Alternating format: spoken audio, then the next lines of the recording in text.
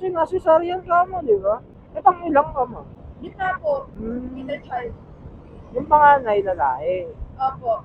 Tapos ikaw, babae. Tapos yung pangatlo, Ano po kasi, yung una pong asawa ni Daddy, namatay nung pinanganak si Kuya. Tapos, nag-asawa po ulit si Daddy, which is yung nanay ko na po. Tapos, ayun, ako. Tapos, nalaglagan si Mami. Tapos, isa pa po yung kapatid ko na po ngayon. Sa pangalawang asawa na pala. Opo, pangalang asawa ni Kuya. Babae, ma'am. Po? May pasok ba kayo ng... Meron po, ang tapos po ng semester ko sa 19 pa po. Finals po namin ngayon. Tapos sumalik yun, ano, February na. January 19 po, isang buwan pa rin ka. Tuloy-tuloy na po. Ay, yan. Yung lugar nyo ba, maganda yung daan o ano, pangit? Medyo masikip po, tapos medyo lumakliba.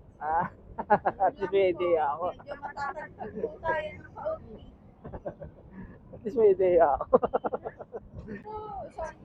Okay lang naman po kasi sumiyan po tayo pa SM tas Saranay. Hindi naman po ganun kapangit pa sa Saranay kasi madami pa pumupunta din nalagaan po yun ng hindi malapitan kasi yun po yung sports complex, yun yung SM, yung ayos-ayos po po doon. Parang agad dun si Malapitan.